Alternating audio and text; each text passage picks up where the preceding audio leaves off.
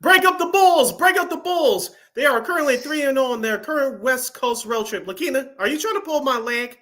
Is that an old box score from 1993? Yeah. Yep. I guess we'll discuss. Also, too, we're upon the free agency fiasco in the NFL. Locally in college basketball, both Illinois and Northwestern suffered big losses, while Sister Jean's team, the Oiler Ramblers of Chicago, inch one step closer to the NCAA tournament. And we'll discuss baseball's Friday night schedule for Apple TV. One team got screwed while the other gets overexposed. We'll explain, and we'll have a whole lot more as Second City Sports, the Friday edition, starts right now.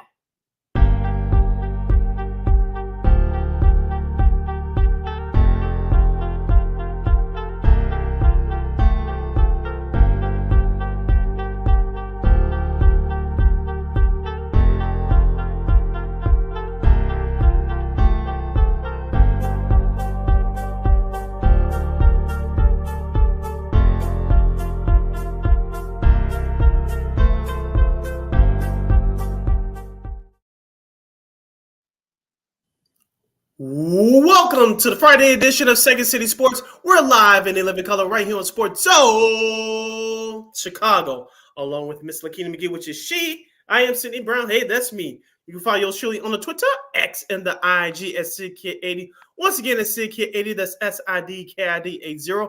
That's SIDKID80. You follow my Lakina McGee on the Twitter, X, I can't go in the IG. Make sure you download that Sports Zone Chicago app wherever you get your apps. Please follow Sports Zone Chicago on all social media platforms on Facebook, Twitter, X, Instagram, and YouTube.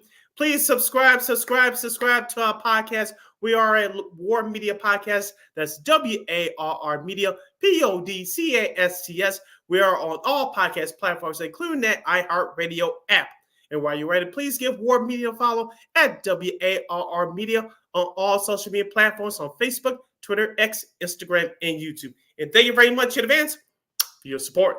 Like, share, subscribe, and tell your friends. We are unapologetically fun, and we have very definite opinions. If you have any definite opinions during our extravaganza we call our Sports Talk radio show, you can always hit us up at Sports Zone Chicago's Facebook page or at Sports Zone Chicago on YouTube. Type in those questions or comments in the comment section. Lakina will get them up on the screen for you. But if you decide to troll and or do something silly, dumb, or stupid, I've given Lakina full powers to give you fools a bill and be a boot. Toodles. But before we begin, we must remind you can catch Sports Zone Chicago not now, but right now on Roku TV. That's right. So celebrate the squad and get with the program. Sports Zone Chicago is now available on Roku TV. If you already have a Roku television, just tap on that sports folder and download that Sports Zone Chicago app. If you don't have a Roku television, but you have some handheld devices laying around, iPhone, iPad, iTouch, your Android, your Chromebook, or your PC, just hit up the Google Play Store and download that Roku TV app and access Sports Zone Chicago through that avenue. So no more excuses. Celebrate the squad and get with the program. Sports Zone Chicago is now available on Roku TV. 24 hours a day, 7 days a week, 365 days a year. Live and on demand. Anytime, anywhere. And you know we will provide. And we will be providing you with some nothing but fun here on Second City Sports. It's rainy here in Chicago, but we'll try to brighten your day here. Of course, as it's in the teaser, conference championship tournaments are starting right now. We get multiple teams from Illinois in the big dance. Yes, we can. We'll talk about that. And with the free agent frenzy in the NFL, as well as Jaylon Johnson signing his new deal, we'll have Zack Pearson from the Bear Report back to talk with us about that, and some other potential big free agent names. Some big names are out there as well. Also, some sports media news and a whole lot more, coming up. But first, break up the Bulls, I guess, and we'll show you what happened last night. The team back to Carter, fakes the three, steps over for a triple, and hits! Oh, saucy! They got at the rim, though. DeRozan, tough step back jumper! Oh, the marvelous White sets up Vucevic to tie the game! Vucci Main! With 30! DeRozan crosses against Moody, kicks it to Vooch.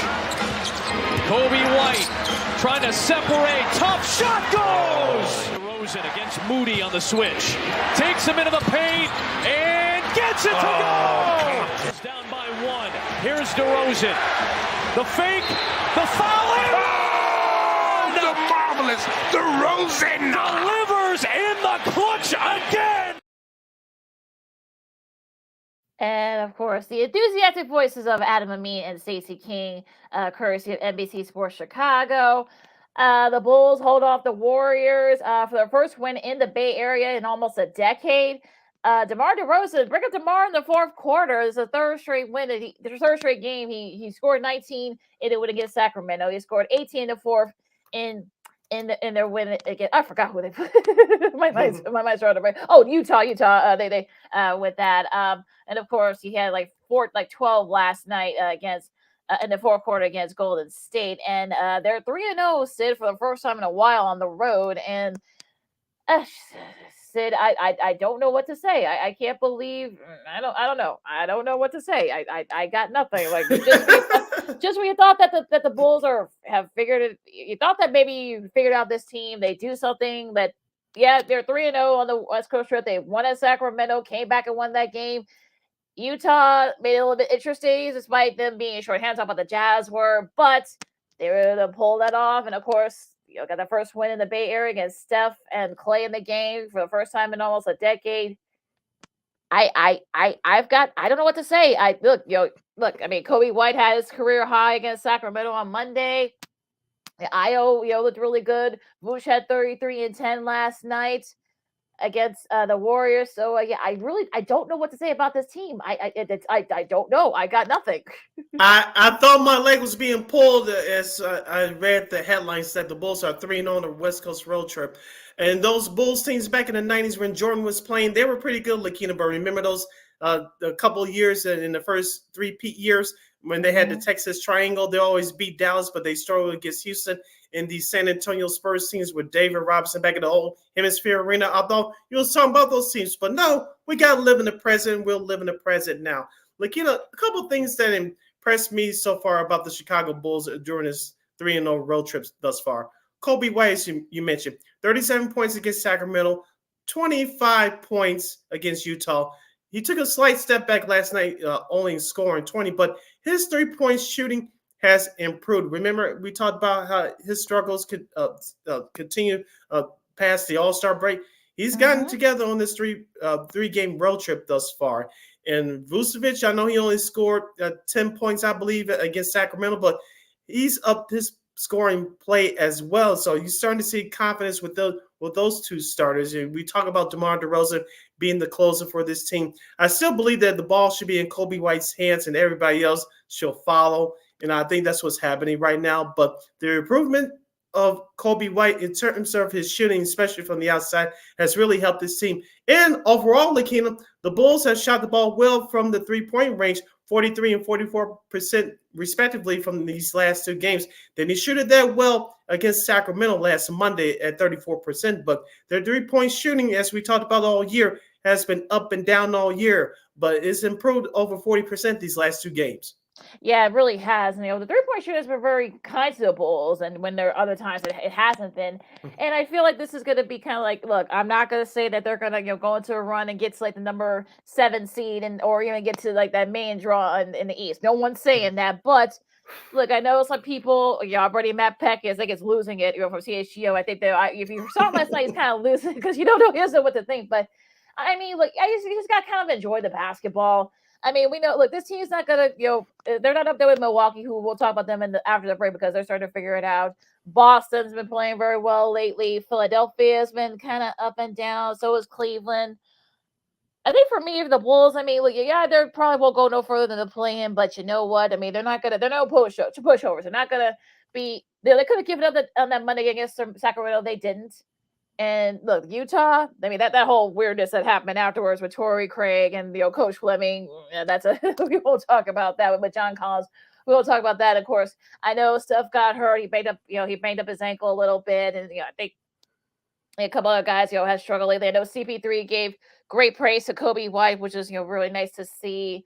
And look, I think it's one of those days where you're just like, you know what, you may not get this kind of stretch for the Bulls, so you just gotta enjoy it.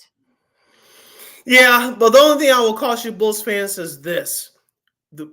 The comebacks have been great, Lakina, including last night. We had to have a marvelous shot by marvelous DeMar DeRozan, as Stacey Key would say. The way that this Bulls team has started out games has been terrifying, to say the least, so far this year, Lakina. We saw it in all 3 games of this road trip. It's nice that they can come back and win these games. As we talked about on our show on Monday, you guys steal a couple of wins against teams that you're not supposed to be the way this team has been playing this year. We talked about the game against the Utah Jazz that we thought that was the only game they were going to win when we showed up today. But, of course, the Bulls have proved us wrong. But I'm concerned about the way that the Bulls are starting off these games. And, yes, the players will get the majority of the blame, but some of that blame has to go to Billy Donovan and with him and his coaching staff. What are the Bulls doing or not doing to start off games? And you can spend all the energy coming back, but sometimes, as we'll talk about the other teams following this break, you spend all that time and that energy coming back.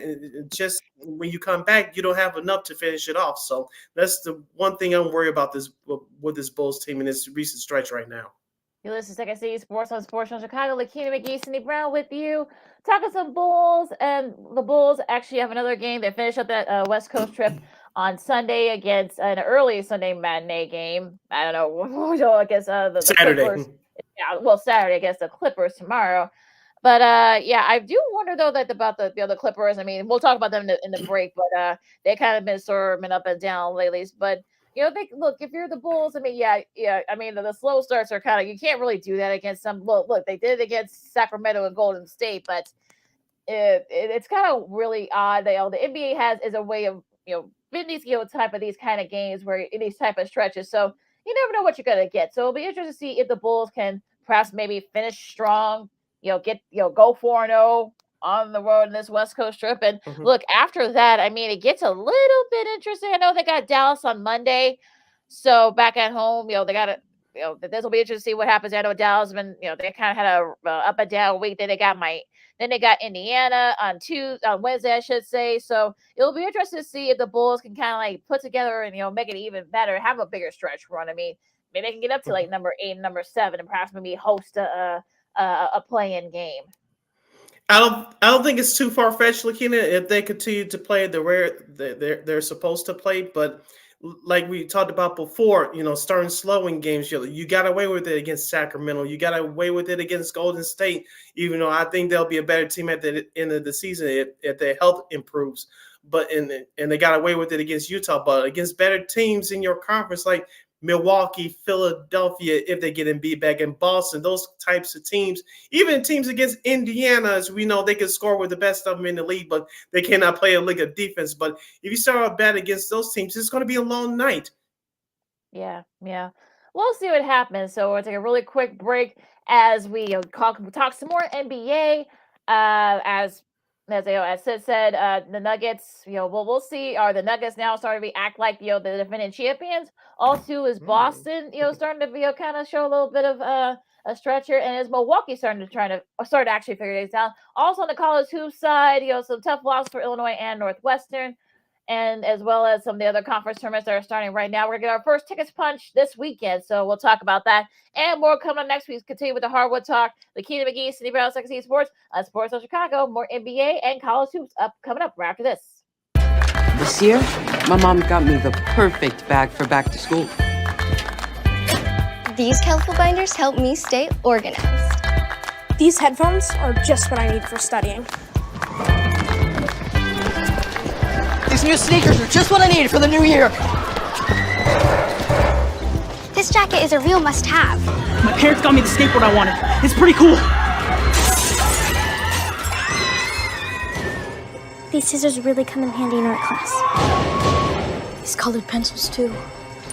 These new socks, they can be a real lifesaver.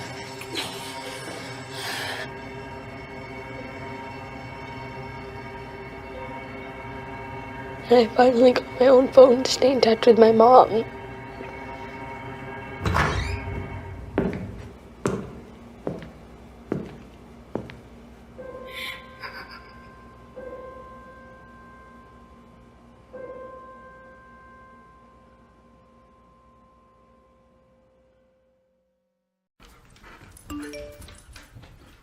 Trisha's having a sleepover tonight. Can I go?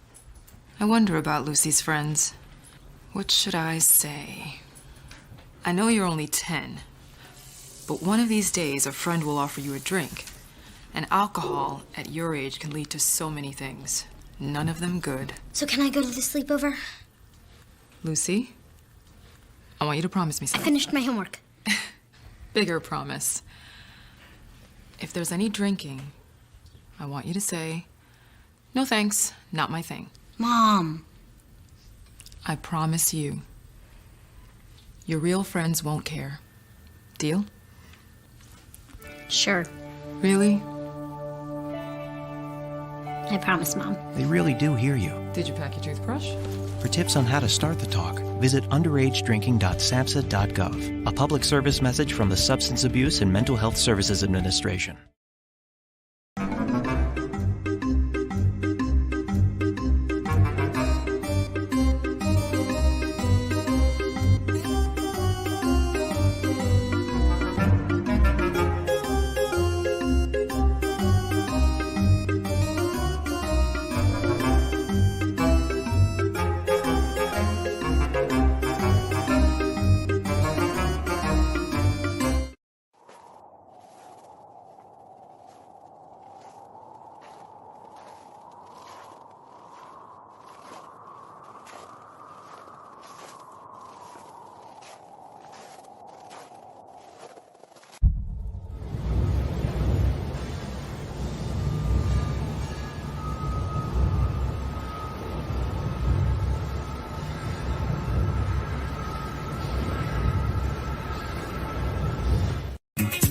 Hey, this is Dr. J, and I listen to Sean and Maya in the morning.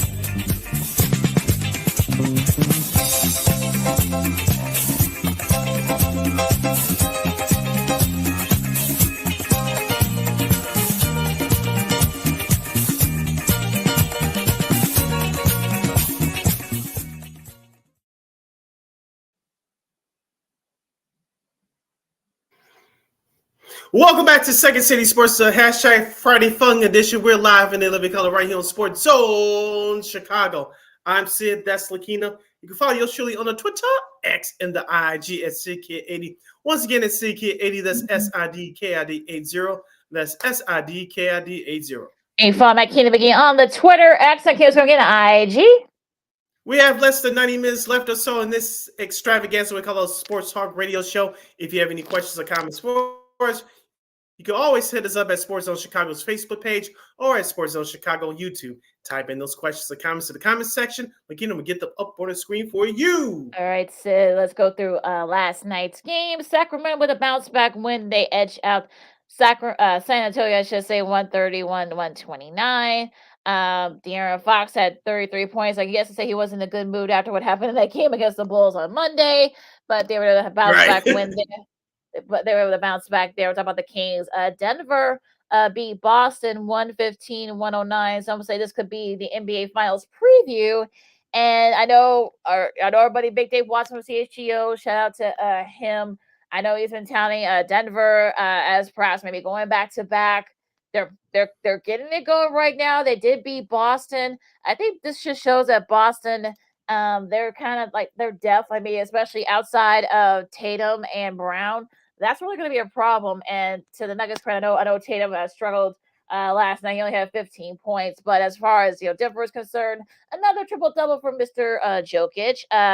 Jamal Murray had 16 points. Aaron Gordon also had 16, and he is kind of going to have to be kind of like the guy, the extra guy to help out Murray and Jokic. So, what do you think about that game last night?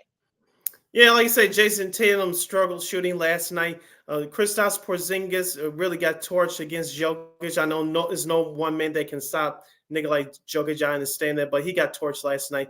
Outside of Jaylen Brown, we talked about the depth of this Boston Celtics team all year. I really like that rookie Sam Hauser. I know they have Mike Pritchard, the backup point guard, but outside of that, they really don't have anybody else that can stand out coming off their bench, and it really showed last night. And I know that Jason Tatum will step up when the bell rings come playoff time. But outside of that, like you said, even though the rotations are shorter come playoff time, you really start to wonder what could happen, heaven forbid, the Boston was suffering any injuries in their starting five. Yeah, that's going to be a thing here if they can avoid any injuries. And like we've said before, I mean, look, I know Porzingis. Look, I mean, no one can stop Jokic. You can kind of your best bet is hoping you can contain him, as they say. But yeah, that was a tough one. He did get torched last night. But like I said, I mean, you kind of have to throw this game out. Look, I mean, the Nuggets are kind of like playing good at the right time. So we'll see if they can keep it up. But yeah, it'll be interesting to see if that happens. Now, saying with last night's games. The Suns got a big win against Toronto, 35 points, I should say, for KD. And this is actually the best I've seen the Suns look in a little bit, though. They're starting to kind of get together. They're kind of starting to figure things out. They had a big win against Denver. We'll talk about that in a second, a couple of days ago. So what do you think about the Suns play in recent games? Yeah, they're starting to build off that momentum. Hopefully, they're starting to get guys back like Bradley Beal and Devin Booker. And the problem that I have with the Suns, and this is going to be exposed come playoff time, the lack of rebounding outside of you said Nurkic. Who else do you have to go get a crucial rebound? I like that addition of Grayson Allen. We talked about that before the season started. Like, of course, he's a great perimeter defender. Even though he can be a passer, we saw that here in Chicago when he was with the Milwaukee Bucks. But outside of that, where's that team defense in terms of rebounding is going to come from? And that's where you have to worry about if you're a Suns fan. Definitely going to be interesting, especially if you're going to be facing a team in the early rounds that likes to rebound the ball, that can dominate in the interior. So that could be a problem for the Suns. Dallas was a nice win against Miami, 114-108. Luka had 35. I want to talk about this game against Minnesota. It was actually a pretty entertaining game from last night. I watched a little bit of this. Anthony Edwards had 44 points, including a key block to help the T-Wolves hold off the Pacers. But unfortunately, Cat's going to be out for a little bit. The small surgery to remove a small tear. They're not saying whether that's a tear, but I guess he had to get his meniscus cleaned up. He's going to be reevaluated in about a month. So they were able to get out of this against the Pacers, but you wonder long-term, could this be a problem for the T-Wolves? Yeah, who's going to be that second scorer next to Anthony Edwards? I told you at the All-Star break, he was my first half MVP. I know he's got to put up a heroic effort, but I know you still have Rudy Gobert, a Defensive Player of the Year winner in the past. But the Minnesota Timberwolves give Coach Finch credit for this, and he did this before the injury to Karl-Anthony Towns. That Minnesota team is a very good defensive team, but who's going to pick up that second scoring behind Anthony Edwards? I know you have Josh McDaniels. I know you still have Kyle Anderson, who they picked up from Memphis a couple years ago. But outside those players, who else is going to pick up the second? It's obviously going to have to be a collective team effort. Yeah, definitely. So we'll see if Cat's injury can at least help the T-Wolves stay at the top of the Western Conference, or they might fall down a little bit. So we'll see what happens there. And Detroit, they're playing pretty well. 34 points for Jaden Ivey, a career high, as they beat the Nets. Now going into Wednesday's games, Sacramento, kind of dominated from start to finish against the Lakers, 130-120. De'Aaron Fox had 44. Yeah, LeBron James, big news here, left the game midway through the fourth quarter with the ankle injury. He's been managing and dealing with throughout the last few weeks, last several weeks of this season. Hopefully he's okay because they have a couple of big games this weekend. Of course, tonight against Milwaukee. We'll get into the rest of the schedule in a minute. But the Lakers did not have it defensively. Anthony Davis disappeared once again, especially defensively. Like you mentioned, De'Aaron Fox got hot, and Domantas Sabonis got hot too. Yeah, I think they were not happy about that loss. If you saw their faces after that Bulls loss, they were not very happy. So, right. They took it, they took it out on the Lakers. So yeah, hopefully it's not too serious. The ankle injury with LeBron. I think they say he's day to day. So we'll see what happens if he can play tonight. Golden State, no trouble. I guess they were still upset about that loss against Boston on Sunday. So they took it out on Milwaukee, 125-90. Steph had 29. Giannis had 23, so he kind of had his struggles from the field. Yeah, there's nothing more to be said. Like you said, the Golden State Warriors, they put all their energy into the Bucks game after being blown out at Boston last Sunday. Of course, they didn't have enough to finish off the Bulls last night. Yeah, exactly. You probably play like it as well. Now the Clippers, who the Bulls will play tonight, tomorrow night. I should say. They'll get a little bit of a rest. They beat Houston, a team that's been giving them a hard time in recent years. Kawhi had 28. There, Memphis beat Philadelphia. Just we thought that Philadelphia was starting to figure things out. They have this kind of game against the Grizzlies.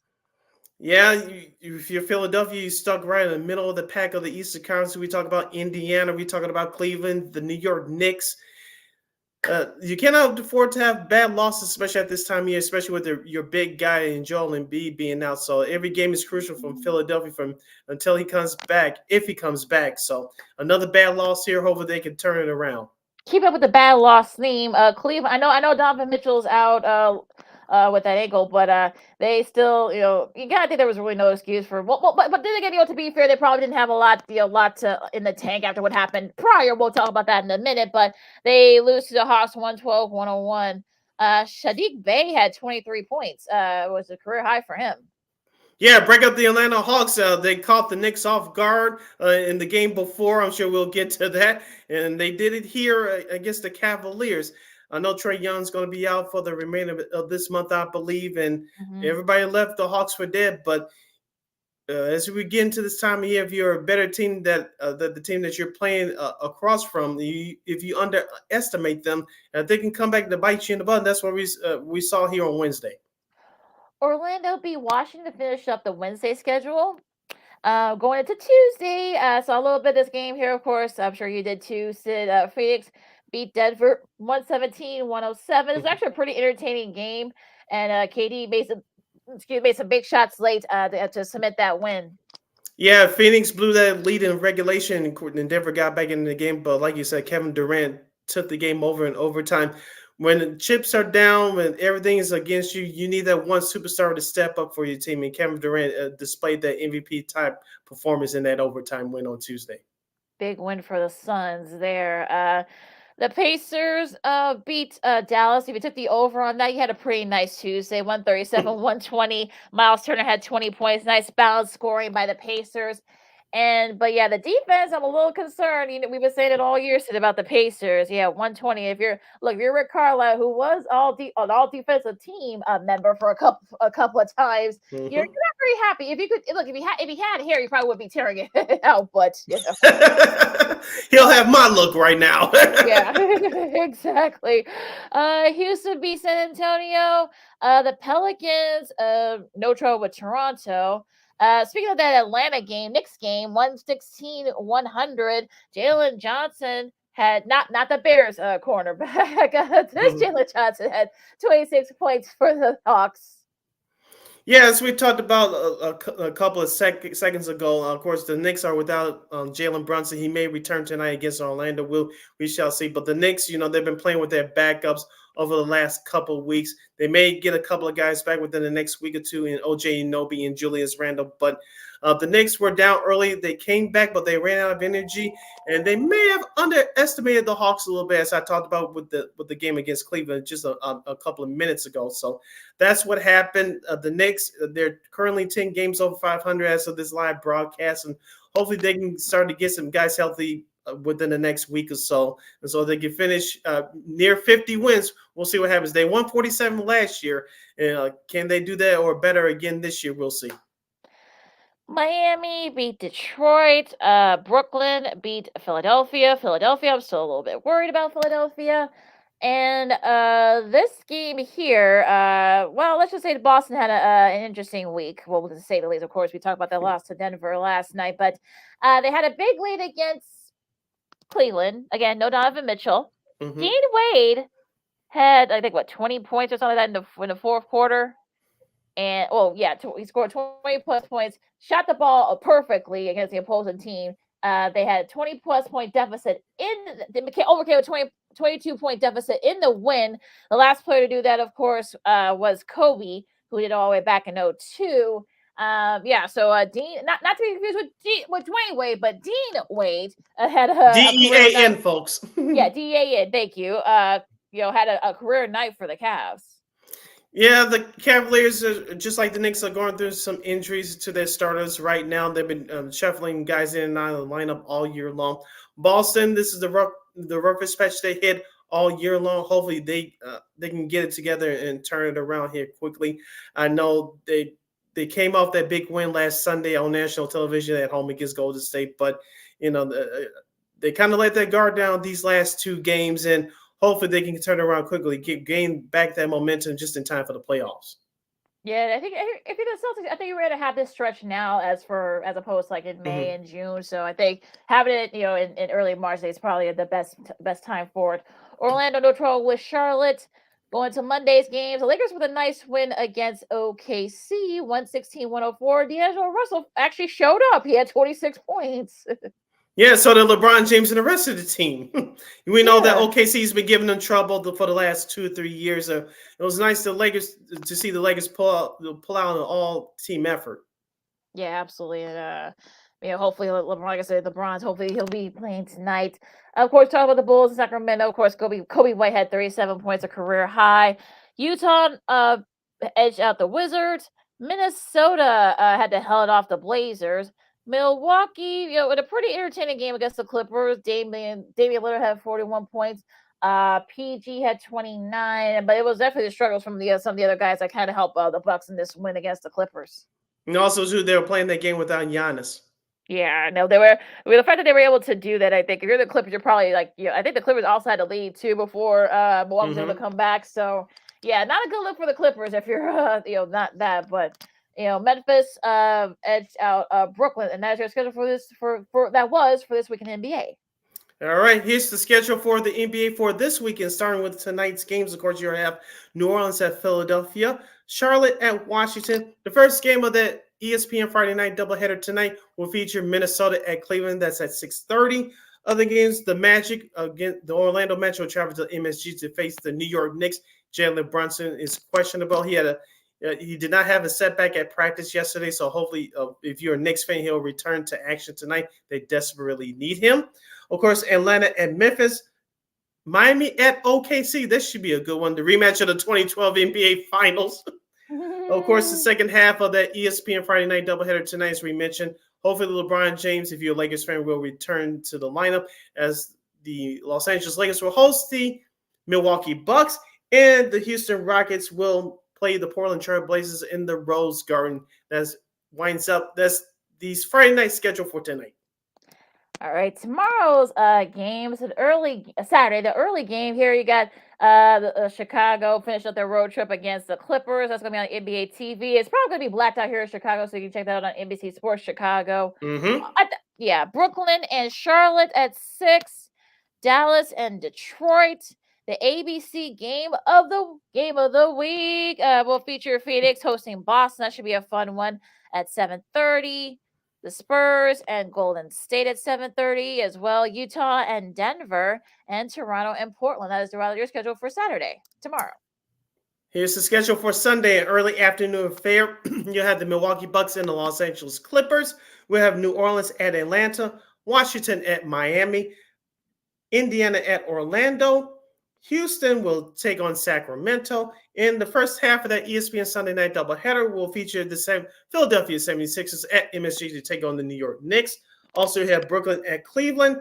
Memphis will travel to OKC to take on the Thunder. And wrapping up the Sunday night schedule, the second half of the ESPN Sunday night doubleheader will feature the Minnesota Timberwolves at Los Angeles to take on the Lakers. Well, that should be a fun one. Hopefully, LeBron will be healthy enough for that game. And that's your schedule for this weekend in NBA.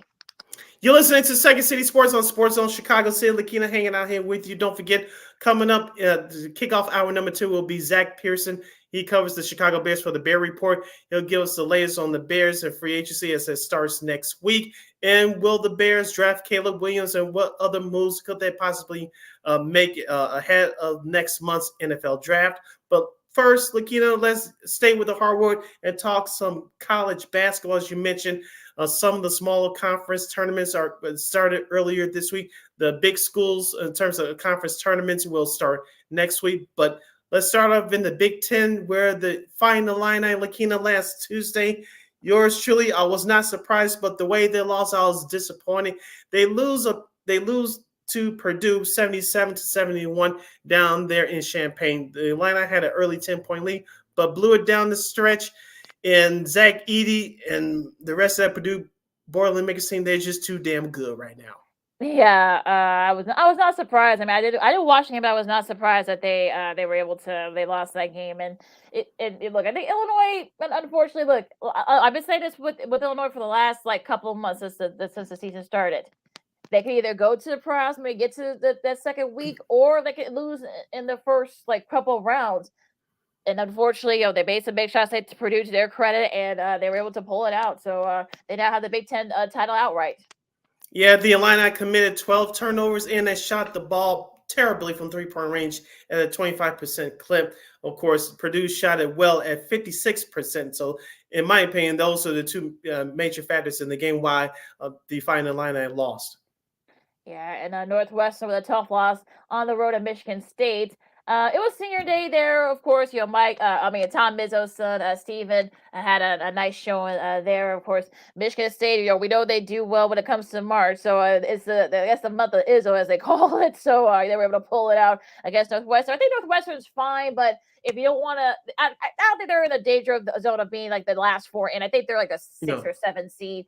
But this is not the kind of loss you want, perhaps, especially with it being a lodge in the Big Ten. And also, too, as we said before, you have to, if you're Northwestern, finish up the Big Ten regular season strong. And it wouldn't hurt to have a couple of wins in the Big Ten tournament as well. I think the way that schedule is, it kind of sets up for them to at least get a game in the Big Ten tournament, perhaps 2. Too much Tyson Walker there for Michigan State, 19 points.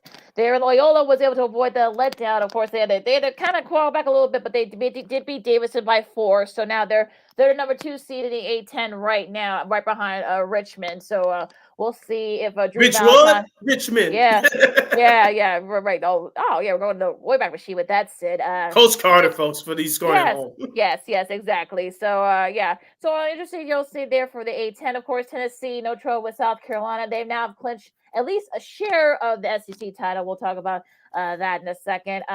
The Big 12, Iowa State, I saw this game, Sid, they came back. They were down, I think, like 13 points against BYU in the second half. They were able to come back and win. They're now undefeated for the first time, I think, since like the Larry Eustace days. I think Fred Hoiberg was on the last team that they went undefeated at home. So that was a pretty. Nice. I was going against Jamal Tinsley, but I think he already left by the time. I think what the team is. I don't know. It's just like it's all a log jam. Utah State beat San Jose State. Houston held off UCF. Connecticut, they now have the Big East outright. They had no trouble with Marquette. And apparently there was a photo of Matt Eberflus and Matt LaFleur that kind of caused a little bit of a stir, but we'll talk about that later on. I don't know why they caused a big stir, but whatever. But that's pretty much it. Of course, you got some of these teams, some of the bigger conferences are starting to kind of finish up here. Arizona at UCLA, no trouble with them. They now have the inside shot of getting the Pac-12 title outright in the last iteration of that conference. And UIC with a nice upset win against Southern Illinois last night. Saw a little bit of this game. It was a game that never ended, but double overtime win for the Flames. Shout out to our guy Jay Hood from ESPN 1000. He's the voice for the UIC Flames baseball and basketball too. So nice win for those young men last night. Of course, they'll take on Bradley tonight. That's at 8:30 Chicago time, locally here on NBC Sports Chicago. Just a couple other scores from college basketball from earlier this week. On Tuesday, it was nice to see North Carolina get back on track. They beat Notre Dame at home by 33. Of course, South Florida takes care of Tulane, and Kansas gets back on track. They defeat Kansas State 90-68. And Dayton, as you mentioned, they still ranked in the top 25. They're ranked at number 25. They beat St. Louis 80-63. I agree with you, Lakeem. You've been saying this for the last 2 or 3 weeks for the Loyola Ramblers to get back into the NCAA tournament. They're going to have to win the A10 tournament because as of right now, I don't see the committee giving out 2 bids to the Atlantic 10. Yeah, I just don't. Yeah, I don't think that's going to happen. So it'll be interesting to see if they do that. We'll see what happens there. These last, I think they finish up their season this weekend. So we'll be interested to see what happens with that. Now, speaking of this weekend's games, some of the conferences are gearing up to get their first tickets punched. You got the Missouri Valley Conference turning going on right now. Of course, as Sid said, USC will face Bradley. That's the nightcap of that game tonight. At 8:30. Well, it's going to be on NBC Sports Chicago, I believe. So we don't have ESPN Plus. Let's see here. Also, to Drake, who's the number 1 seed there. If I could get it. I know I saw. Oh, Indiana State, they face Missouri State. It's going on right now as we speak. Of course, they finish up their season against VCU. That's going to be at 6 o'clock on ESPN2, also on ESPN Plus. Drake, they meet Evansville, who I believe beat Illinois State. So not a good way to end the season for the Fighting Mark-Groys, as we call them. Western Illinois, they start their conference. Well, I think they're finishing up their season. They're Western Illinois, they face Little Rock at 7 o'clock on ESPNU. That's the semifinals of the Ohio Valley Conference tournament. Let's see here. Pepperdine and San Diego is at 8 o'clock. That's going to be the first round of the West Coast Conference. Of course, there are a lot of the other conferences are finished up their season against San Diego State, hoping to wrap up that Mountain West Conference regular season title. They host Boise State at 9 on FS1. All right, here's your schedule for tomorrow, Saturday, the important games in college basketball. Arkansas will travel to number 16, Alabama. That's at 11 a.m. on ESPN. Of course, Memphis and Florida Atlantic University will meet for the second and final time for the regular season. That's also at 11 o'clock on CBS. You know I'll be watching that one. Of course, Georgetown will face off against St. John's at the same time on Fox, the big Fox TV. Rick Pitino trying to make his St. John's squad make a late push to get one of those automatic bids. They're 18-12 right now. And going into the early afternoon games, number 6 Iowa State, as you talked about earlier, they'll travel to Kansas State to take on the Wildcats. That's at 1 o'clock on ESPN2. Yeah, it's good. They got, I think there's like some tiebreakers here, so we'll see what happens there. Oklahoma and Texas at 1 on ESPN. I think this is definitely I think this is like an elimination game. I think Texas is right on the bubble. I think Oklahoma's already in, but you want to kind of all that. Ole Miss, they need some couple of wins. They face Texas A&M. Creighton and Villanova is at 1 o'clock on the 1:30, I should say, on the Big Fox Network. South Carolina and Mississippi State, that's going to be on the SEC Network at 1:30. South Florida at Tulsa on ESPN Plus at 2:30. Kansas and Houston, this could probably end up being for the Big 12 title. That's going to be at 3 o'clock on ESPN. And your nightcap on the Big Ten, first before the Big Ten Network with Northwestern, 5:30, Duke and North Carolina will battle it out once again from Cameron Indoor Stadium. That's at 5:30 on ESPN. And Northwestern will get the primetime slate on the Big Ten Network as they'll host Minnesota. Of course, Northwestern needs to get back on track, which I think they will. They're 20-10 on the season. They lost a couple of nights ago to Michigan State. Yeah, hoping to bounce back there now. That Duke North Carolina game, that's for the ACC regular season title. So North Carolina wins, they get it. Duke wins, they get it. I know Duke's want to kind of a little payback from their earlier meeting, which North Carolina kind of dominated. Kentucky and Tennessee, that's going to be on CBS at 3 o'clock. That could probably, they can get that time. I'll talk about Tennessee. Let's see, Baylor and Texas Tech, that's at 5 on ESPN2. UConn, they've already got everything wrapped up. They face Providence at 7 on Fox. DePaul and Seton Hall on FS1. Are you hoping to bounce back from that loss to Iowa State, I should say. They host Oklahoma State. That's about it for the important games. There are a couple games for Sunday. Yeah, just one important game for Sunday as we close out our number 1. The Fighting Illini in Illinois, number 12, they'll face Iowa. That's at 6 o'clock on Sunday on FS1 to wrap up the Big Ten regular season. And I think we're going to have the ASUN, the Ohio Valley, the Missouri Valley, and I know a couple other conferences as well. They're going to have their tickets punched sometime this weekend, so we'll give you guys an update on that. But that is just your schedule for this week in college hoops as we get closer and closer to Selection Sunday next Sunday. Stay tuned for more sports and more fun as Second City Sports and Friday Fun Edition continues with Zack Pearson from thebearreport.com. You're listening to Sports Zone Chicago. No, I don't know, though. I'm scared.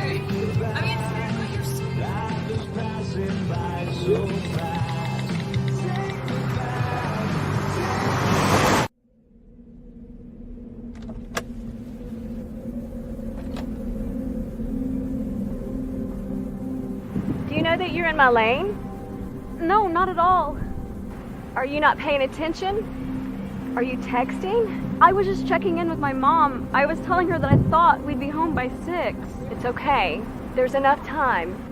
Just pay attention. I'm not even halfway through my text. There's no way. I'm not even going to look up. My babies are in the car. You have to pay attention. It's just supposed to be a quick text. I'm so sorry.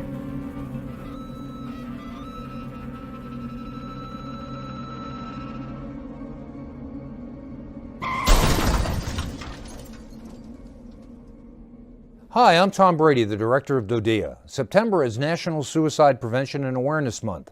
The simple act of reaching out and caring for those in our communities is something we all can do.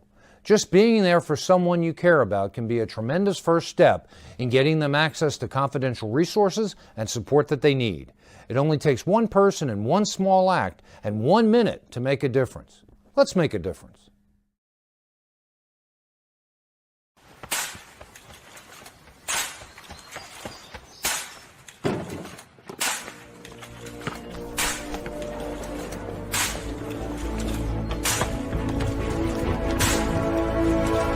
Move it!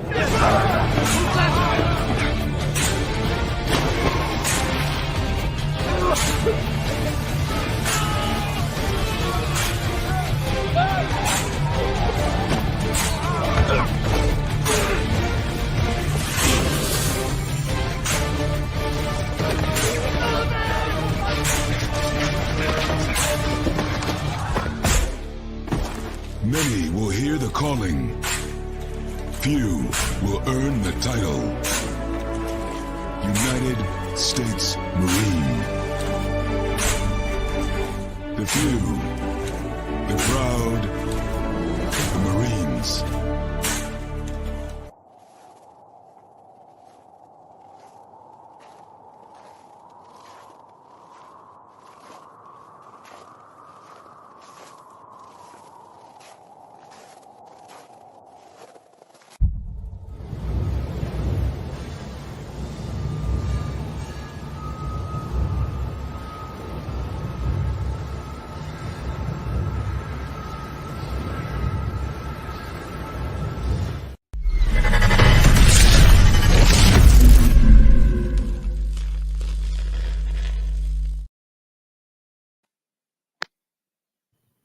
Welcome back to hour number 2 of Second City Sports # Friday Fun Edition. We're live in the living color right here on Sports Zone Chicago, along with Miss Lakeem McGee, which is she. I am Sydney Brown. Hey, that's me. You can follow yours truly on the Twitter, X, and the IG at SidKid80. Once again, it's SidKid80. That's SIDKID80. That's SIDKID80. You follow my Keenan McGee on the Twitter, X, and Keenan McGee on the IG. We have less than an hour left for this extravaganza we call a Sports Talk radio show. If you have any questions or comments for us, especially for our next guest as we dive into the Chicago Bears in the NFL, you can always find us at Sports Zone Chicago's Facebook page or at Sports Zone Chicago YouTube. Type in those questions or comments in the comment section. The best ones, Lakina will get them up on the screen for you. All right, City's become one of our favorites. You can catch this stuff on the Bear Report. He covers the Bears and NFL. Zachary, the attackery, Zack Pearson. Welcome. Wait, I put it up so much. There we go. Hey, Zach, how are you? I'm doing good. I wish the weather was a little better outside, but other than that, it's Friday, so I can't complain too much. Absolutely. So, of course, Jaylon Johnson, of course, a quarter for the Bears. This is going to be so much fun. We love having you on, Zach. But, of course, Jaylon Johnson got a new contract extension from the Bears. Tell everyone about the numbers, because I think people are kind of confused. Like, is it more front load? Is it more back load? Is it going to count against the cap? Tell everybody the parameters of the contract. Yeah, so when I usually go to cap stuff, I go to my guy, Brad Spielberger of Pro Football Focus. He is, like, on it nonstop, because I even get confused about it as well. Like, looking at the deal from when I saw it yesterday from the start, okay, you look at it, and he's not the highest paid defensive back annually or total guaranteed money, any of that stuff. I think he was around 7th or 8th in terms of being the highest paid defensive back among, players at that position. So first off, that's a positive, because you're getting a guy who I think is top 5 corner in this league for that money. So you look at it, okay, you get the $20 million signing bonus. You get the cap hit, which is the thing that stands out to me the most is the cap hit. I believe that's $13 million this year in 2024, which essentially clears up the 6.8. So he would have got 19.8 million with the franchise tag in terms of the cap towards this year. So you free up $6.8 million more of cap space. You're over $60 million. So that's kind of the big numbers for me that are really important in terms of this season. The guaranteed money, I think, is around $54 million, kind of spread out, something like that. So overall, the biggest numbers, if you're looking at those numbers, it's this 2024 cap. It's $13 million, I believe. I believe. So that does free up the $6.8 million. I'm sorry. So that's kind of the biggest things for me. That's the one I would look at first. Of course, the Bears made an additional move earlier this week, trading for offensive lineman Ryan Bates from the Buffalo Bills in exchange for a fifth-round pick. Zach, we all know that the Bears' offensive line as a group is a work in progress. Do we see Ryan Bates as a future center for this team, or will he be competing in a guard position come training camp? Man, it's tough to tell. I wouldn't feel comfortable with him as your starting center right away. I think no matter Justin or if they draft someone like Caleb Williams, to me it doesn't matter. I wouldn't feel comfortable with that. 32 snaps last year, all at center. The year before, I believe he only had 941 total snaps, but all but 147 were at right guard or the other guard spot, left guard. So not a ton of experience at center. It's kind of just a bonus that he can do both. I would be shocked if they didn't address center in free agency or the draft. I think it's a must. I think it's one of the biggest needs on this roster overall. I'd put it up there with obviously safety now that Eddie Jackson's gone. Another defensive lineman or an edge rusher. I know Brad Biggs of the Tribune wrote that he thinks he'll be the day one center, which might be the case. I would just not feel comfortable with that right now. I'd hope that they'd go out and get someone else to maybe even can come in and compete with them. He could have gotten his teammate too. The Bills just released, but I digress. Yeah, the day after. Right. I mean, well, let's talk about the other kind of like the big news that's been the topic of Chicago for since the season ended basically. Caleb Williams. It looks like he's unofficially will be the Bears' #1 pick. Do you think there's still going to be some they'll probably pull a fast one? Do they get a Drake May? I forgot to mention that you also write for the Tar Heel Wire. So do you think they may pull a fast one? Will it be the plan? What do you think?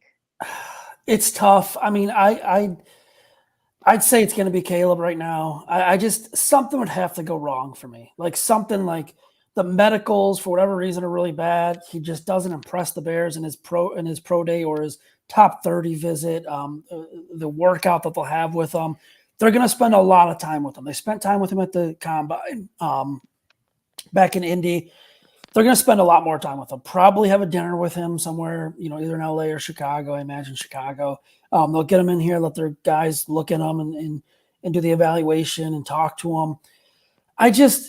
For me, it's I have a hard time seeing them pass on another quarterback. They didn't take Bryce Young last year. They didn't take CJ Stroud. They traded the pick. That's fine. It was the right move, in my opinion. You give Justin that third year to try to impress you.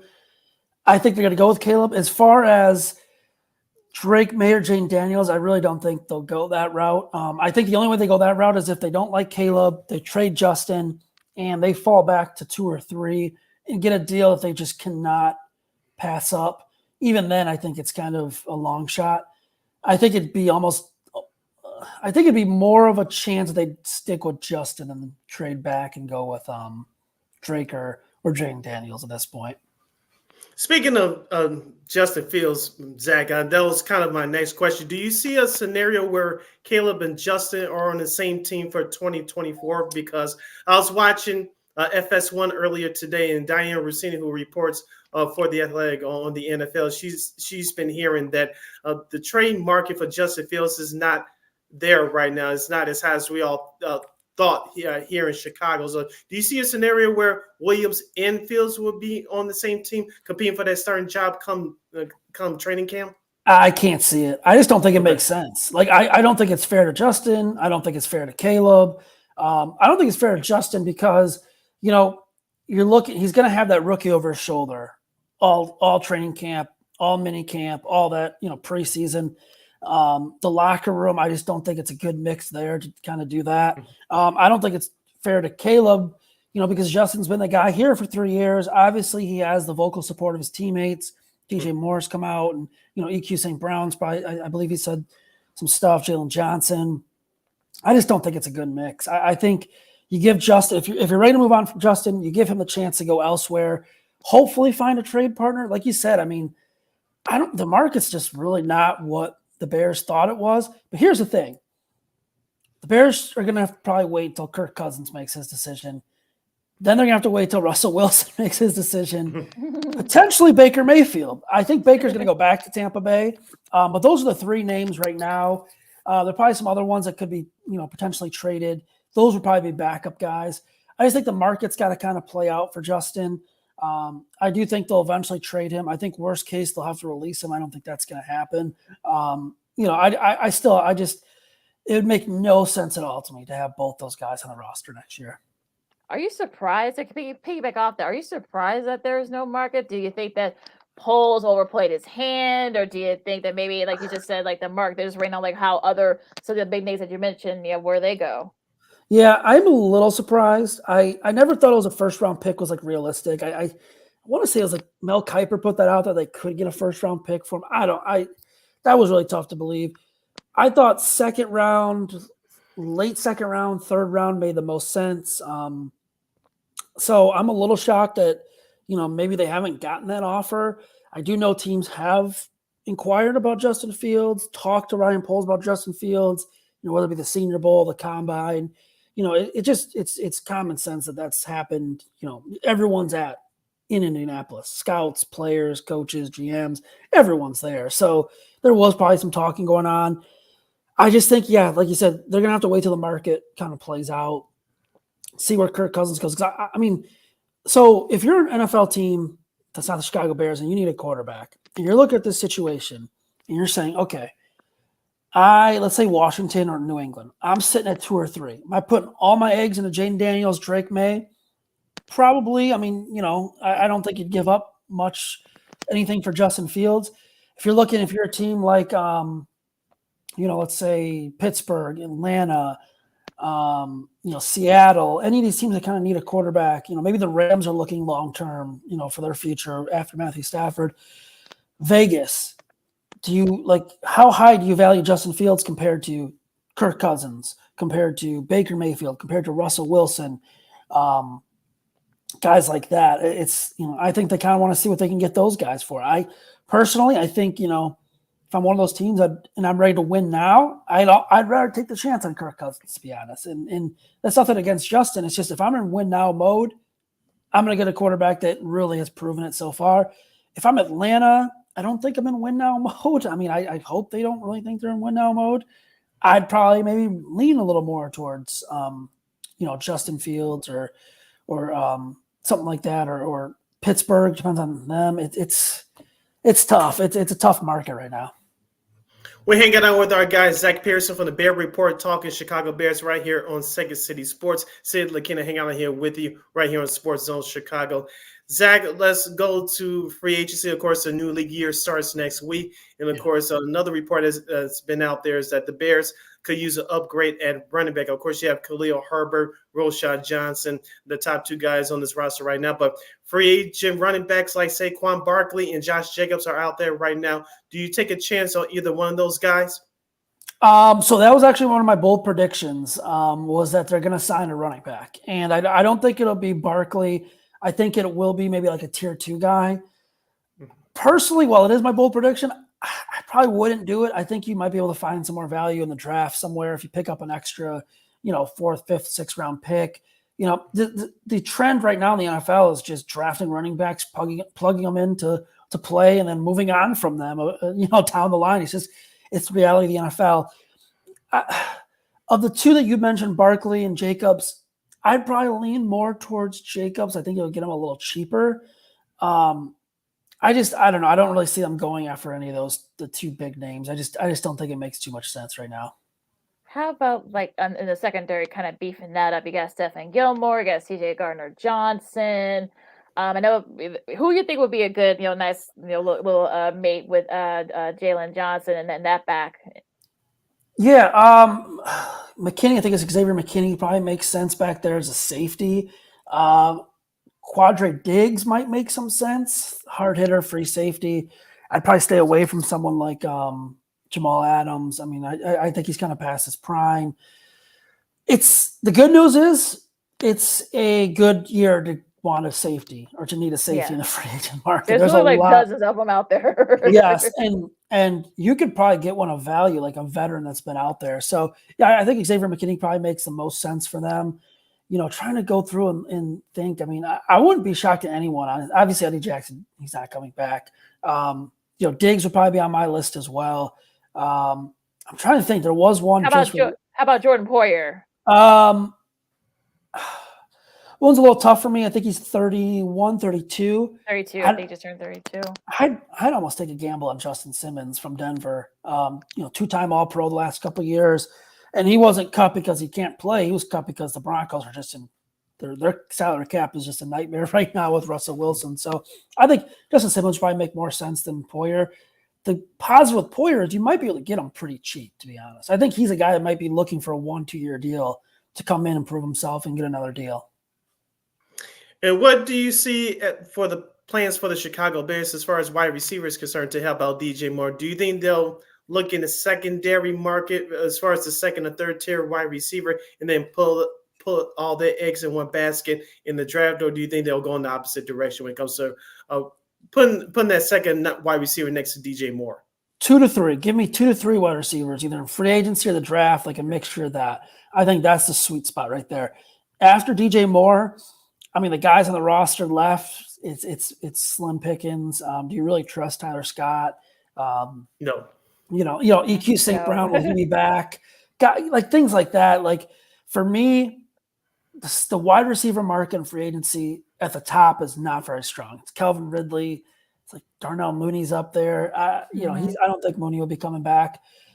I think they're going to go in the draft. I think at number 9, if Roma Dunze from Washington's there, that's a home run for me. I think you take him. I think you walk the card up there and you say, yep, we're taking him. We're pairing him with Caleb Williams. We're pairing him with DJ Moore. And then maybe, a guy like keep blanking on his name. Buffalo just cut him. Hardy, I think his name is, the return guy. Fast wide receiver. I think he'd make some sense. I would just give me 2 to 3, whether it's draft, whether it's free agency. Later on in the draft, Tez Walker, North Carolina, a little biased. I think he's probably day 2, day 3 might be a good pick. Kid from Florida really helped himself. Ricky Pearsall. Yeah. He had a good combine. The 2 Texas wide receivers might make some sense for the Bears. So as long as they get 2 to 3, I think they'll be in a good spot. I know you said that though they may address the O-line in the draft. What names out there do you think will probably be a good fit for the Bears? Yeah. So they met with Zach Frazier on West Virginia. They'll have a top 30 visit with him. I think he probably makes the most sense just because the Bears don't have a second-round pick. Unless, his stock kind of rises. Everyone wants Jackson Powers-Johnson. I think he's going to go late first, mid first, early second. I think he's kind of off the books for them unless they trade back in or they trade back, pick up a pick if they trade number 9. So, yeah, I'd say Zach Frazier is probably the guy to keep an eye on, that I would spotlight right now. The defensive end Montez Sweat made a big difference via the trade from the Washington Commanders last year. Zach, of course, I've been saying on this program that for the Bears to improve next year as a team, I don't want to just have Montez Sweat pressure the quarterback and everybody else just stands around. So it is all pretty much for certain that the Bears will go for that extra pass rusher in the draft. What are some of the names that Bears fans should be looking out for the Bears, for Ryan Post to select in next month's draft? Yeah, so here's the good news. It's a good free agent class for pass rushers. It's a good draft class for pass rushers too. If you look at number 9, that's where I'd kind of say the sweet spot right now. If Odunze's gone, Neighbors is gone, they don't want one of the tackles. Jared Verese out of Florida State is up there. Dallas Turner is probably the guy I would take. I'm really high on him. Chop Robinson out of Penn State. He's another one. And then Latu out of UCLA, and he also he played at Washington as well, had the injury concerns. Those are kind of the 4 consensus guys right there in that first round. If I were going edge pass rusher, I would probably lean towards Dallas Turner, and right behind him, Jared Verese, and then I'd probably go Robinson and Latu. I think those two guys, I think Turner and Verese could be game changers for you, especially opposite of Montez Sweat. Now, they could also go free agent market too. Like, I would love Christian Wilkins on the defensive line. I think that could be a game changer at the 3 technique right there. If not, someone like Bryce Huff makes a lot of sense, a former Jets pass rusher. Danielle Hunter would make a lot of sense to me. I'm going to throw a name out at you guys too that's going to sound really familiar too. And if they don't go and make a big splash on the defensive line, a reunion with Leonard Floyd shouldn't be out of the thought process. I mean, if you get him a cheap 1-2 year deal, it's not the regime that drafted him. He might come in, make a lot of sense. I think that would work if you go out and you sign like Christian Wilkins, and then you add a pass rusher like Floyd, and then potentially, if you want to draft one, you have the freedom to draft one there too. Give you 3 to 4 guys right there. Interesting, Mr. Floyd. And he's played better too, and he has a Super Bowl ring now as well. So that might not be a bad thing. Now, okay, Zach, I want you to put your GM hat on for a second. Okay. What would you do with that number 9 pick? Do you keep it? Do you try to trade back and perhaps get some extra picks? Because like I said, they only have 5, the Bears do. So what would you do?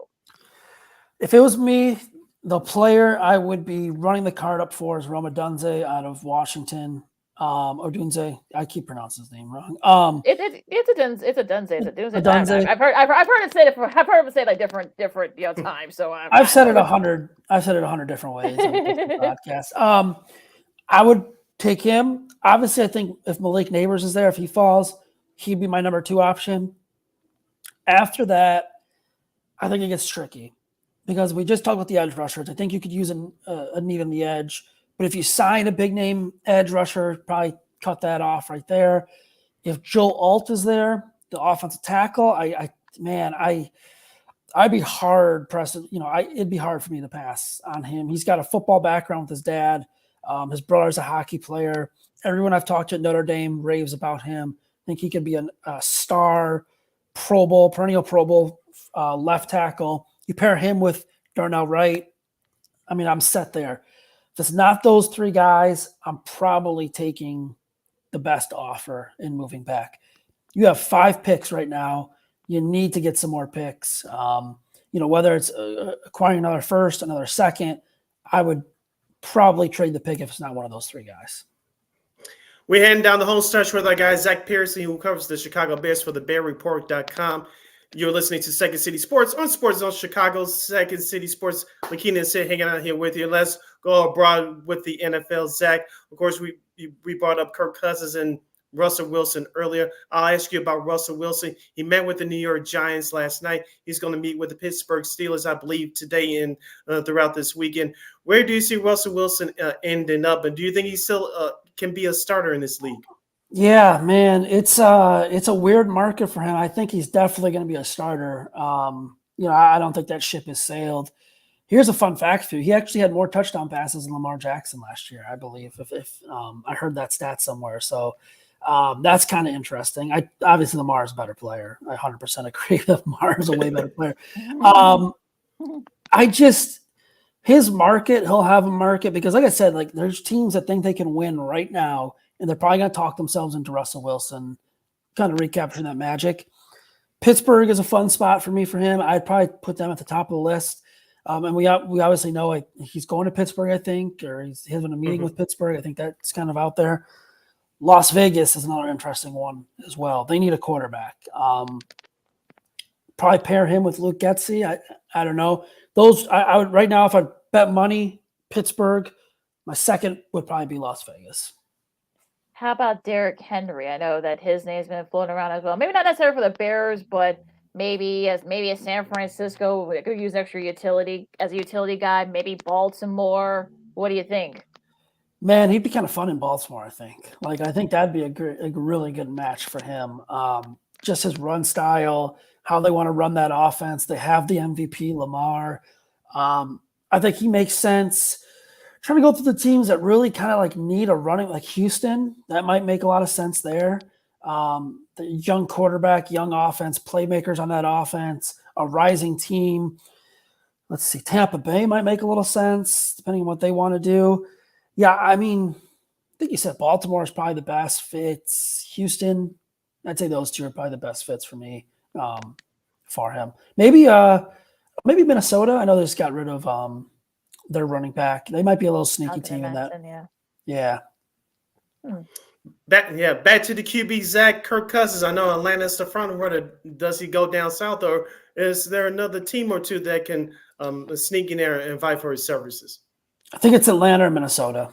I think those are the two options, in my opinion. I think Atlanta makes sense. I believe his wife is from there, or has family there. And I think, and I made this prediction on a podcast, on my own podcast earlier in the week. I think the Vikings are going to trade up to 3. I think they're going to take Drake May or Jaden Daniels, whoever, one of the two that's not taken at 2. I would say Atlanta. It's probably where I'd predict Cousins. They'll have a domino effect.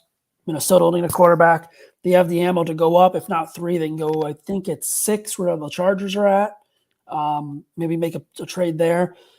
Like I said, man, I think Cousins is the first big domino to fall. Once he picks his destination, I think we'll have a domino effect there at quarterback. I'll give you 2 wide receivers that are now on the market: Calvin Ridley and Marquise Hollywood Brown. Man, Ridley, let's see. Ridley, I'm trying to think the teams that need a wide receiver. Like Kansas City needs one. They're kind of cap strapped, though. I think Darnell Mooney makes sense for them.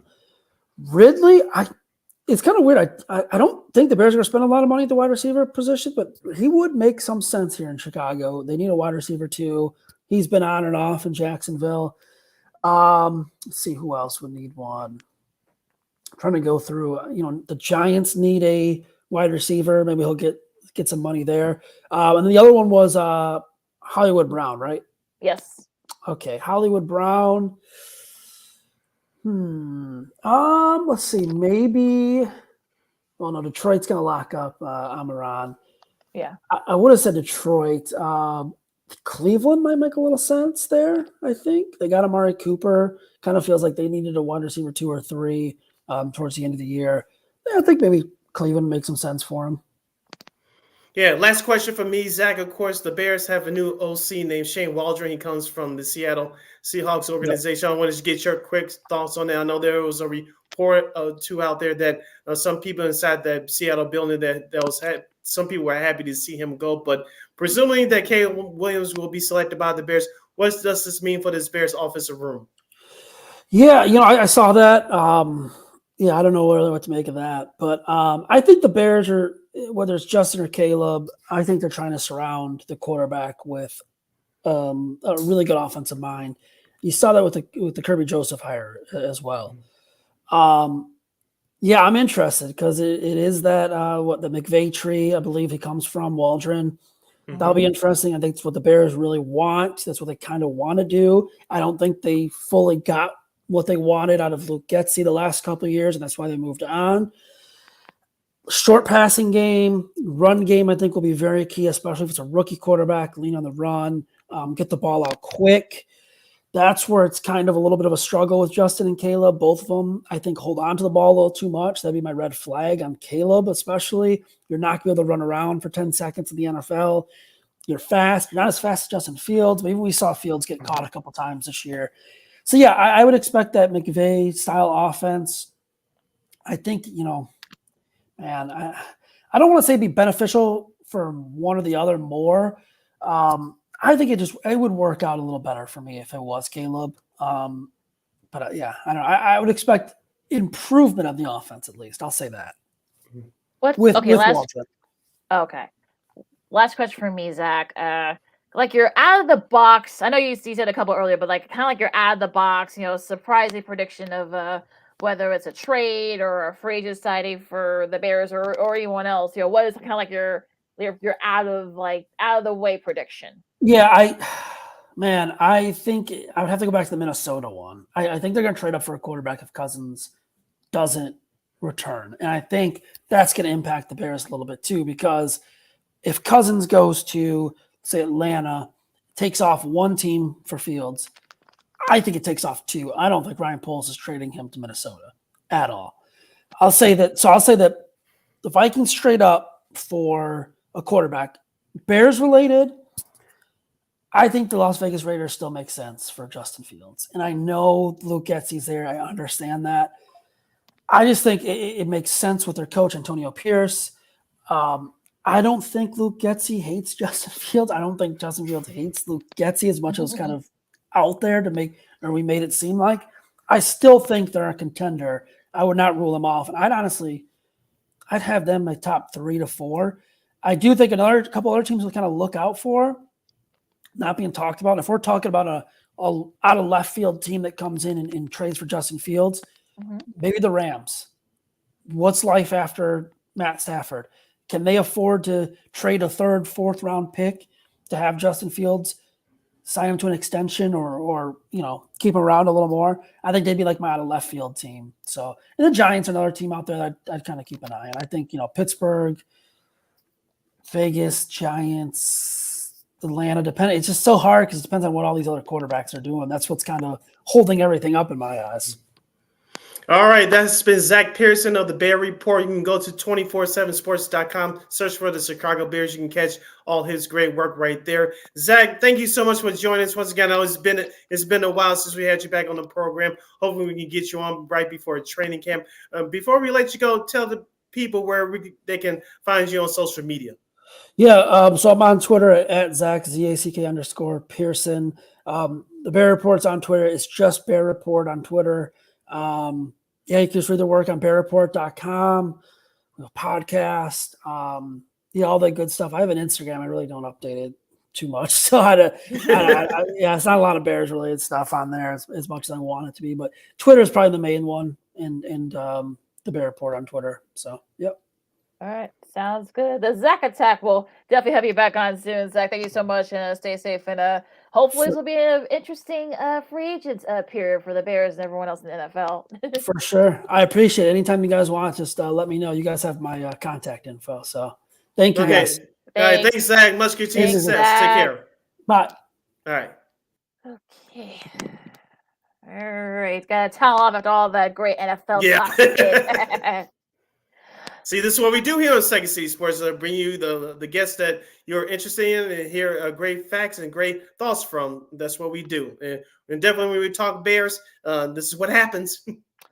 Absolutely. So we're going to take a really quick break. We're going to wrap things up here, of course. We'll talk a little bit of baseball, too, as a veteran outfielder finally found a home. But we'll talk about that after the break. Also, too, I know Sid's got some sports media news to share. Yes, Friday Night Baseball gets a new schedule through the month of June. And we'll tell you which team got overexposed, in my opinion, and which team got the short end of the stick, if you will.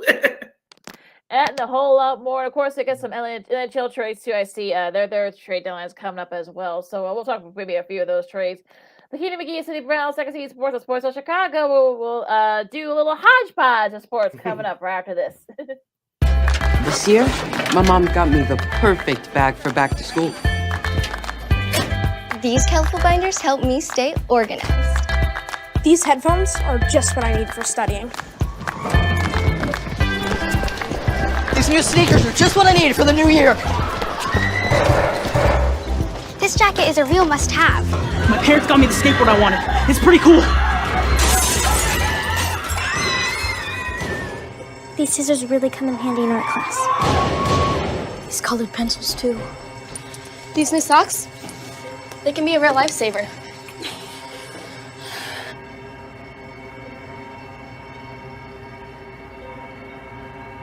I finally got my own phone to stay in touch with my mom.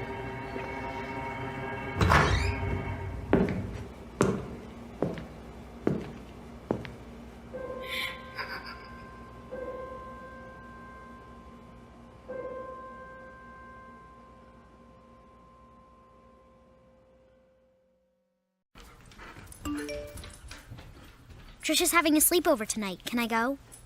I wonder about Lucy's friends. What should I say? I know you're only 10, but one of these days a friend will offer you a drink. And alcohol at your age can lead to so many things.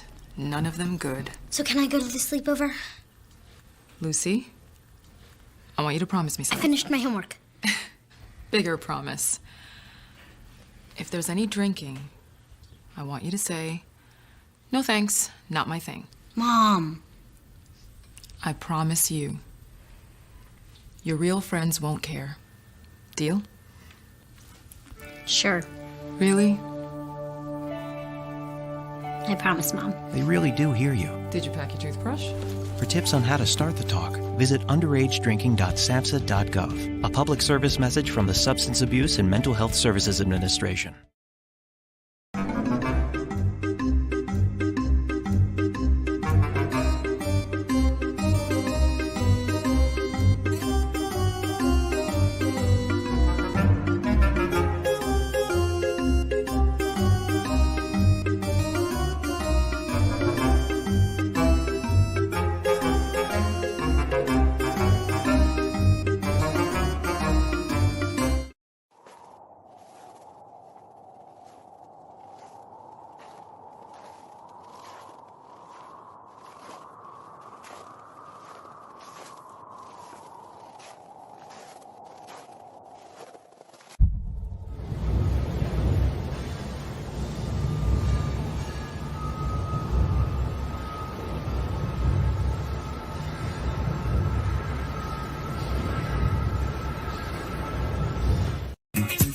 Hey, this is Dr. J, and I listen to Sean and Maya in the morning.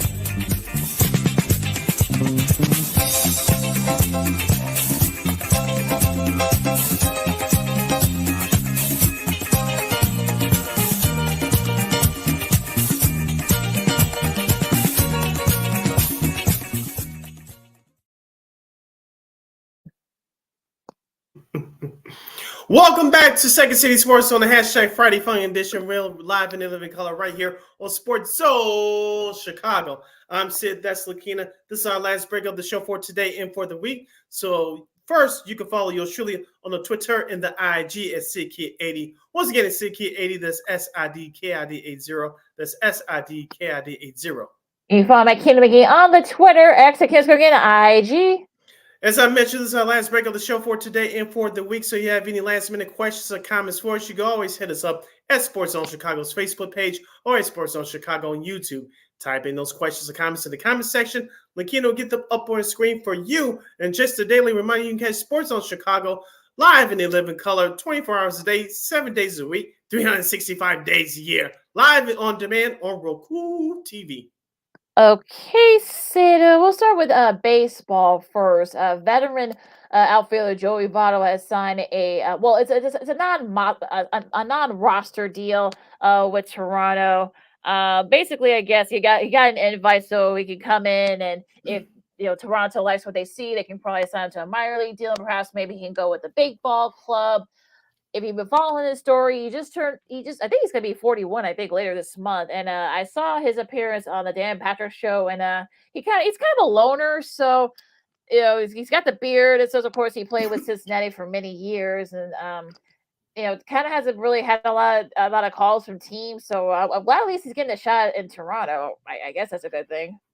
I guess this is Toronto's answer for not signing Shohei Ohtani or Cody Bellinger. That's my quick take on this. Maybe heaven forbid something happens to Vladimir Guerrero Jr. His name will be brought up again later in this segment, by the way. So keep that in mind. Should Toronto have any major injuries into one of the big guys, you could use to bring him in as a DH to fill in for a few games. This is kind of what I see with this move here. Yeah, sounds about right. And spring training, Eloy's been hitting the ball pretty well. That just means that by the next couple of weeks, he'll probably hurt himself. So did you put that out there?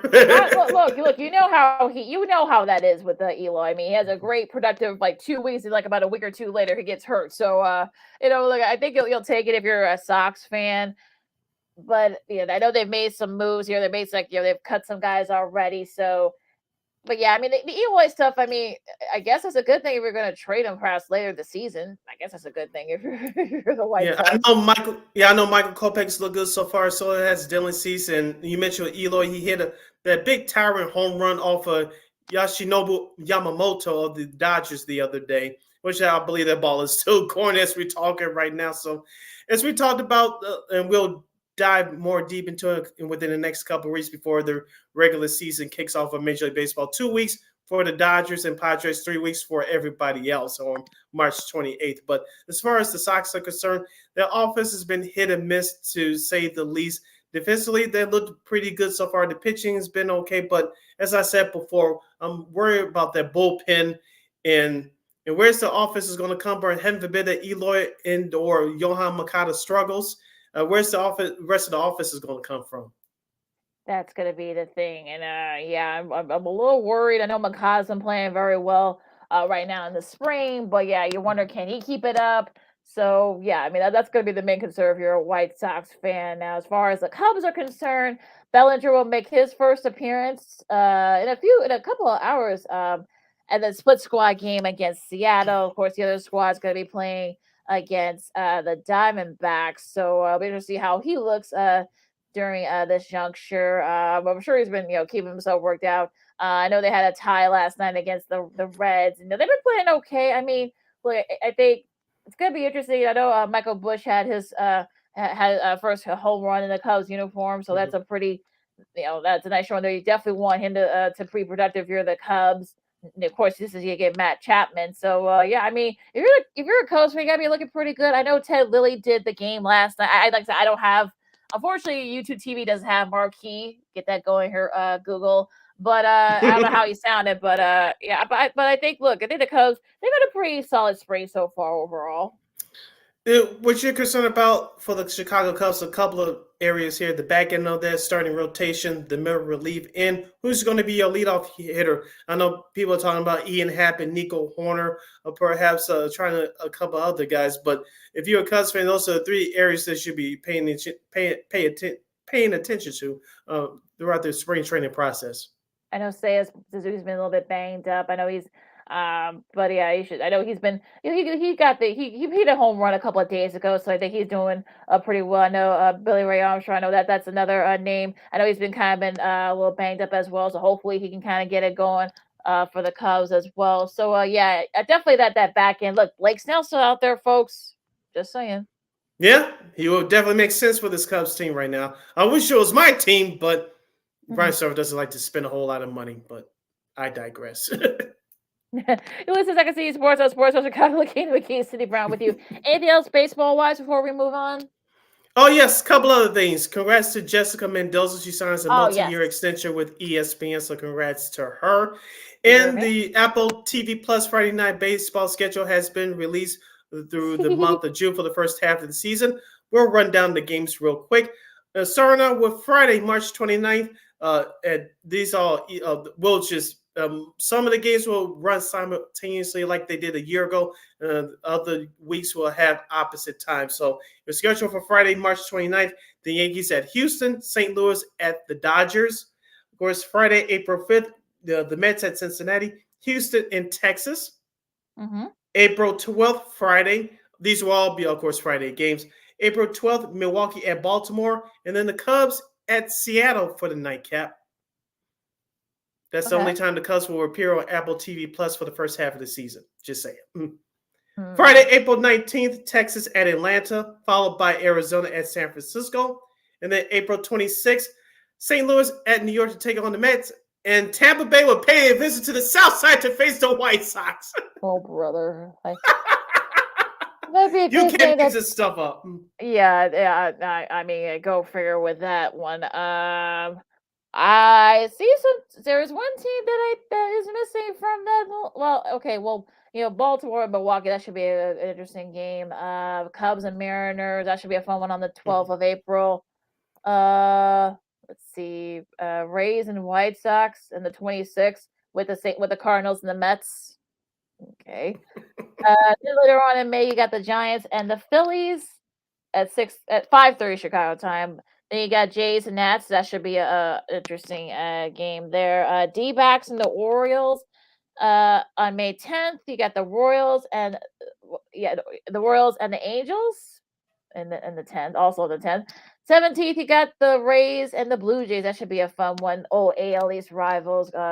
battling it out. Yeah, the Guardians hosting the Twins at the same time on the 17th. You got Milwaukee and the Red Sox on the 24th for the Orioles and the White Sox. So the White Sox picking up. I don't know what the Apple people were thinking there.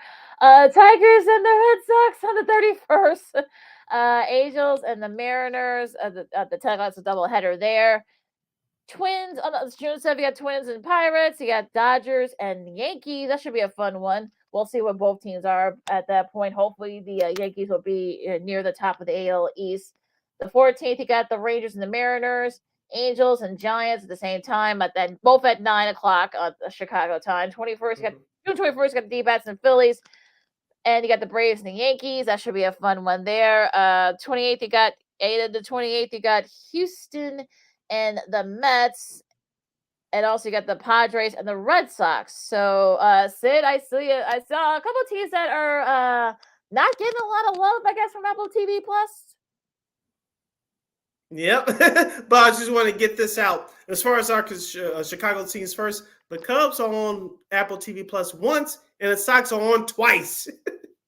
Yeah, if you're a Cubs. Didn't see that coming. Well, I guess maybe that's a good thing. I guess if you're the Cubs fan, all the games are on Marquee. That's the one game you're not going to be able to get on Marquee, or you're supposed to on Marquee. So that might not be a bad thing. The White Sox, I mean, they're playing the Orioles in May, and so they're playing top teams. So it's not like they're playing like bad teams. So I guess maybe it's more for the. That's the only reason why. Yeah, the Rays, the Orioles. Yeah, the Rays and the Orioles. So that's probably the only reason why the Sox are even in the discussion for these Apple TV Plus games. So it is what it is. But I think if you're feeling okay if you're one of these local teams that did not get Apple TV Plus games, so I think you're feeling okay because especially if you don't have it. Yeah, so that's your Friday night TV schedule for Apple TV Plus for the first half of the season. Continue with our baseball theme, Lakina. This comes to our good friends from justbaseball.com. They have the top 10 first basemen that you should be watching for this season. I'll just go through the list quickly. Number 10, you have Josh Naylor from the Cleveland Guardians. He had 17 home runs and 97 RBI a year ago. Tristan Casas, he's the first baseman from the Boston Red Sox. Of course, the Red Sox are looking to get back into the playoffs for the first time in 3 years. Number 8, Christian Walker from the National League champion Arizona Diamondbacks. Number 7, Paul Goldschmidt of the St. Louis Cardinals. And number 6, Vladimir Guerrero Jr. from the Toronto Blue Jays. Any issues, concerns, or praise thus far? I hope that Vlad Jr. has a bounce back year. He kind of struggled last year. I know he was a little bit banged up, so hope that he can get it. He can kind of get it going again. I know Naylor is a name that White Sox fans are kind of like freaking out by. So we'll see if he the White Sox May 2022. I'm just saying. Right. So we'll see if he can do it again. And I'm interested to see how the Diamondbacks, can they build on this? You're getting all the way to the World Series last year, or will it be just one of those freakish times where they just caught lightning in a bottle and they were able to, of course they got dominated by the Rangers. So that's like that. No, I'm fine with that list. Okay. Finishing off the rest of that list from justbaseball.com.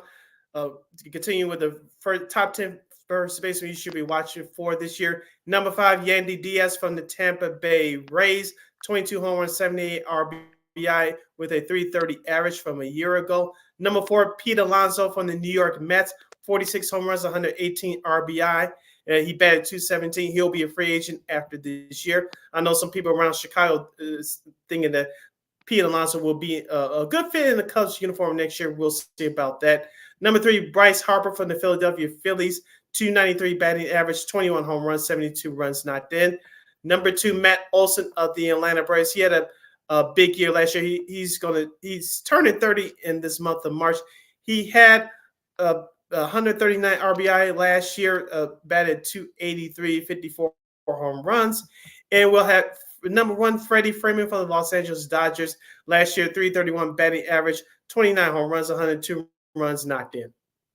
No issue with that list. I mean, look, I think Pete Alonso is showing you why that's why he's being sought after by the Cubs. So we'll see what happens next year. I know he signed that 1-year deal to see if he can kind of like get his value up. a little bit. Matt Olson, he's kind of been the unsung, not the unsung hero necessarily, but he's been kind of one of those guys. One of the reasons why the Braves are where they are right now is because of him. It'll be interesting to see what happens if especially if Ronald Acuna Jr. if he's going to be struggling with that injury. So that's going to be interesting there. Bryce Harper, the fact that he was able to come back mid-season and made a big impact as big as he did. So you always, hopefully you stay healthy and perhaps we have even more productive. So you know what? Like I said, I have no problem with that list. Yeah, so that comes to us from our good friends at justbaseball.com. You're listening to Second City Sports on Sports Zone Chicago City. Lakina hanging out here with you. We still have a few minutes left, Lakina. You want to do that hockey real quick? Let's do a hockey real quick. I know the trade deadline is coming up in I think like about 10 minutes our time. So were there any like big trades that kind of like stood out to you so far? Vladimir Tarasenko being traded to the Florida Panthers. Of course, the Panthers made it to the Stanley Cup final last year before losing to the Las Vegas Golden Knights. I know Vladimir Tarasenko has bounced around here with a couple other teams early in his career. Of course, he started out with St. Louis a few years ago, where he was part of the 2019 Stanley Cup team. As I mentioned, he's bounced around a little bit. The Rangers, I believe, of course, the Ottawa Senators. And now he's a member of the Florida Panthers. We talked about that team last year during the playoffs, Lakina, about Florida being that gritty team, also being that fast-paced team at times as well. I think this move will definitely help them off offensively. Yeah, I think that's definitely a really nice move, and they really need that. So the Panthers, hopefully, they can, that's going to be interesting to see if the Panthers can kind of, sort of be right there. They're like they have the top record in the league right now, so I'm hoping they can, not do what Boston did last year and lose the first round. But hopefully, Boston. Speaking of, they're right behind them with 1 point back. So, I'll be able to see if Boston, if they make any moves. I mean, the Blackhawks, they kind of, Kyle Davidson, I know, gave some more picks, so I guess he's going to try to build off that. So, we're just see if he makes any more big news about the Blackhawks. The Rangers, they really had to do too much. I feel like because look, they've kind of been playing very well. I know they want to get that smarts out of losing early last season. So I think they really they're kind of on a mission there. So anything else that kind of stood out to you with the trades? Because like I said, nothing really kind of stuck out to me as besides that the Tarasenko you talked about. But yeah, like I said, just a Tarasenko move, Vladimir Tarasenko move really stood out to me. It was kind of what I wanted to mention. Do you think the LA Kings should make a move? Because I know they started off hot, they cooled off, they fired their head coach. Yeah, I think this is a make or break season for them. They've been knocking on the door the last couple of years, going down in the first round. I know they have one of the best young, talented squads in all of hockey, but I think this is kind of a make it or break it year for them. I don't know what moves they can make, but I think this is a make or break year for them.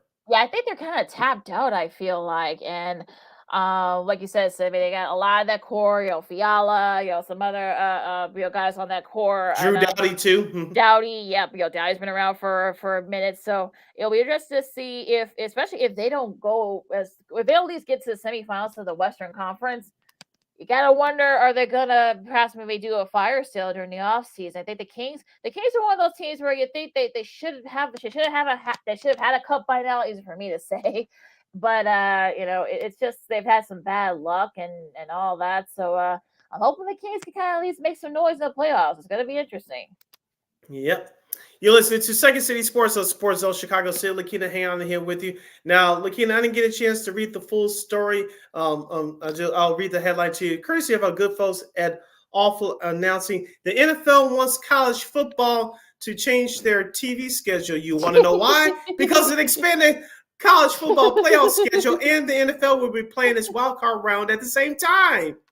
I was afraid this was going to happen once they expanded this, because you guys think the NFL is going to come in and say, well, wait a second, hold on, we're going to be doing our wild card games on Saturdays and Sundays too, so y'all going to have to try to figure it out here. So we're going to see if the playoff committee and of course Roger Goodell can kind of try to work something out where they can say, okay, you know what, the NFL is not going to move their schedule. That's not going to happen. So you wonder, like, they're going to say, well, hey, make yours like on a Thursday or a Friday or something like that. And may have the championship on a Tuesday. So yeah, I was afraid this was going to happen. So I figured that the NFL would not be very happy with what the college football is going to do. So hopefully they can kind of get together, perhaps figure something out. It'll just be I'm just like I'm not surprised by that, not at all.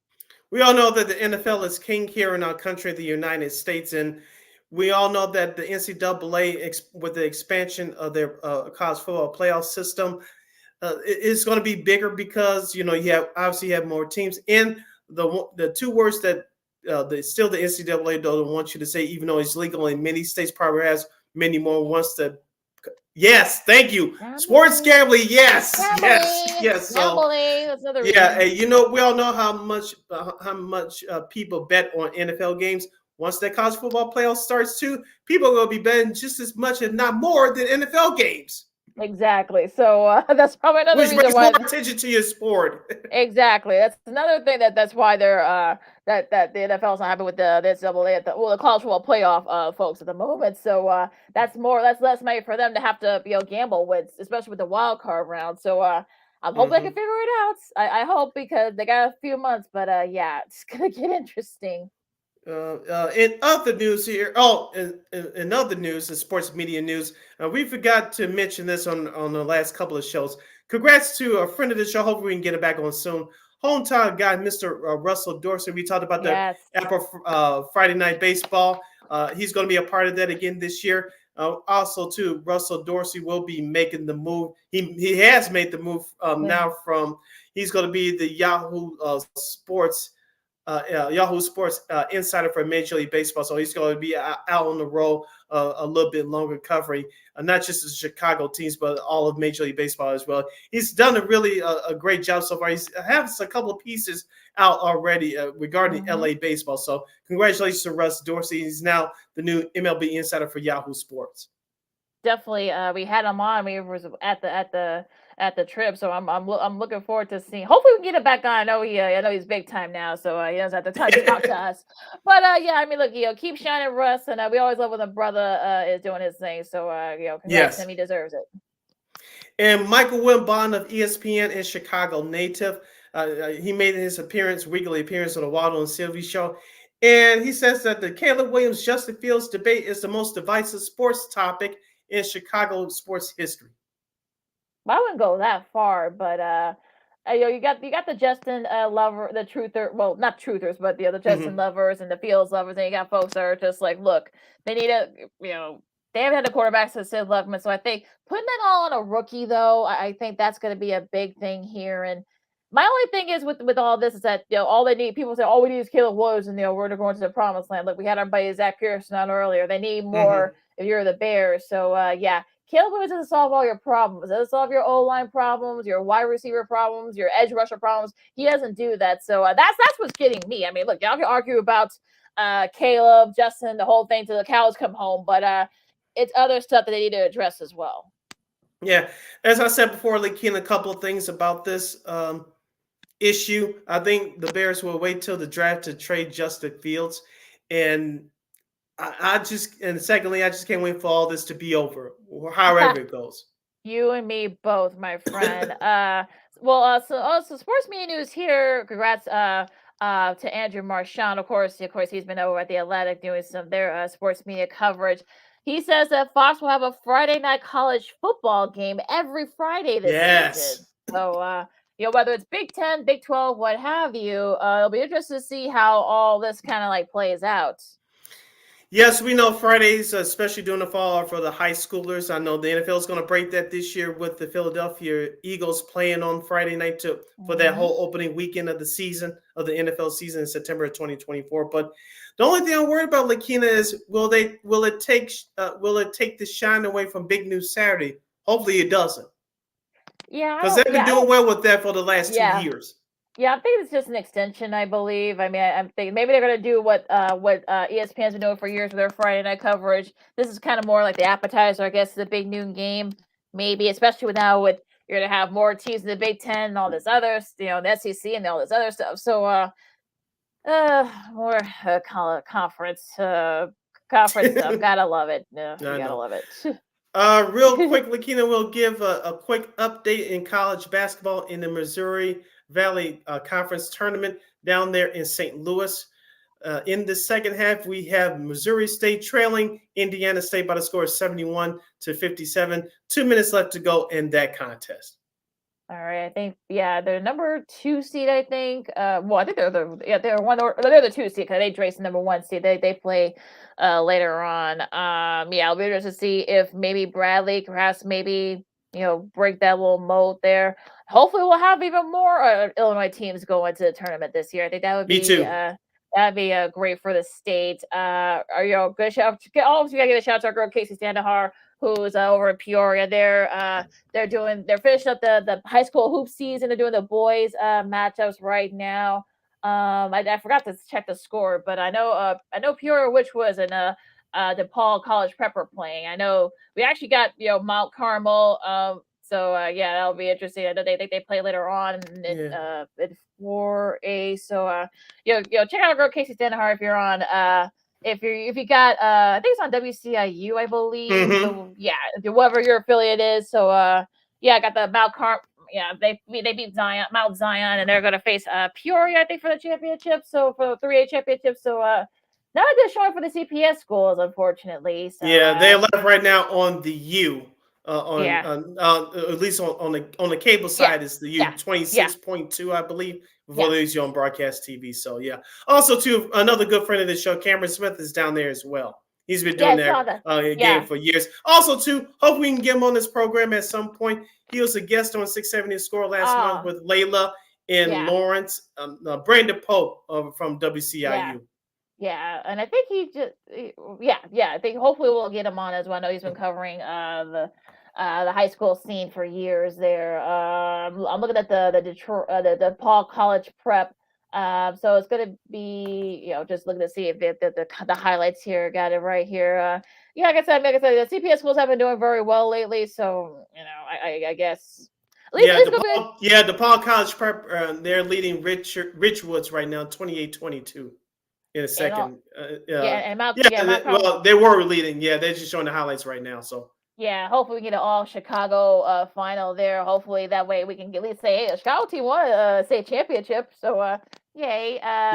DePaul won 52-41. I'm looking at it live on my TV screen. It'll be DePaul and Mount Carmel for the 3A title. So we're gonna have at least gonna have one Chicago team winning state. So that's good, I guess. Who says we don't cover all fields here on Second City Sports? Well, a whole sports buffet for you. Exactly. Anything else before we disperse, Sid? I'm ready for a long weekend, and hopefully this weather warms up. I really cannot wait for baseball season to start. Yeah, we gotta do our divisional predictions because I think we actually did pretty good last year. Let's wait for our girl Christine to come back from her honeymoon, and that way we can do our predictions. So maybe I'll give her a little bit of time there because I feel like for the AL, I think if the Yankees can get together and stay healthy, especially Stanton and Judge, I think they could definitely challenge Baltimore and Tampa Bay in the AL East. I'm hoping that Toronto, they had a little bit of a setback last year. Hopefully they can kind of get it going as well. Maybe Joey Votto, if he makes the main roster, can perhaps maybe produce. I think another question that we had to look out for, is Minnesota the clear favorite? You think they're the clear favorite in the AL Central? I know there's some positivity coming out of that White Sox camp. I want to see it to believe it when that bell rings. But I'm kind of getting, and like I said, this is just a rough draft, folks. But I'm kind of getting that sneaky feeling of Detroit maybe can do so. Maybe. Maybe.